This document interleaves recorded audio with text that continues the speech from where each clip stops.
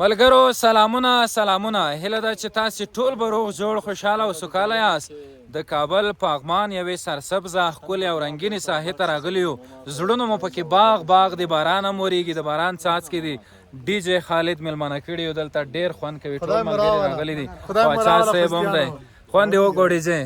ډېر خوند کوي بیا پغمان ته راغلي نری شبنم باران ورېږي بس جنت هوا لګېږي صحیح ده باران چې ورېږي کومه ټپه دې ذهن ته راځي وای باران دی اوري چې څو اوري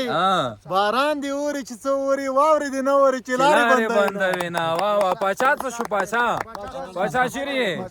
پاچا لږ را مخکې شه د باران اړوند کوم بیتونه کوي لیدونکو او اوریدونکو سره شریک کړه د خیره سره ریحان بیتونه وو خالد ته د ډالۍ وي چې ټولو ملګرو ته ډالۍ وي نو وایي یاره ماښام شو اذان شروع ده د عشق او مینې بیان شروع ده او دا د زه راغلم او ته لا ژاړې له شنه اسمانه باران شروع ده نور او دا څوک دی شپې صبر دی وشه غاړه د جوړه پیزوان شروع ده دا خوا کې عجیز صاحب چې در سره ولاړ دی دا ماته ډېر کمالي ښکاري پاچا صاحب یاره عجیز صاحب ته ضرور شیشه ور یاد دي نه تاله کې چې د لنګوټۍ دې دپاره ویلې ده چې ویښتان دې رانغلي یو څه شی وایه راځه نه درځي دا که ملګری دا څه شی ځای ته درځي نشته ټپه خو وایه ټپه ووایه ځکه باران هم دی داسې رنګین موسم دی باران هم تیزېږي ملګرو یوه زمزمه دې واخلي راځئ باران زمزمه کې خو بیا خالد ډېر تیز دی بریک پکې نه هغه د غنم ته نی سندره کې بیا وکړو بیا بدلته ډېر خوند وکړي بله سندره ورته وکړو مهرباني چې ټول نشا نشا جانانا غیګارو کا واکنی غرزېږم توبه نشا جانانا غیګارو کا واکنی غرزېږم توبه نشا چرسی بارو شیما بمړه کی چرسی بارو شیما بمړه کی وای دا بنګو کنډولي مت کړي توبه نشا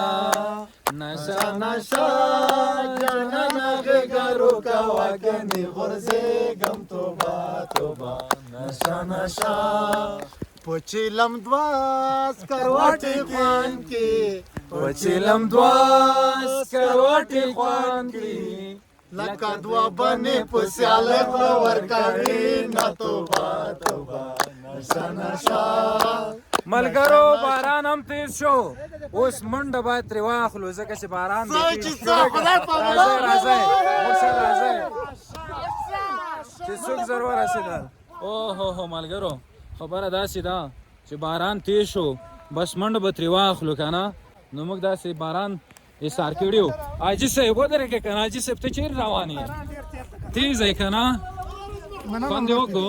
ملګرو بس دلته یو ځای ته راورسېدو چې د باران نه لږ پکې تم شو د خیره سره واه دا دی راورسېدو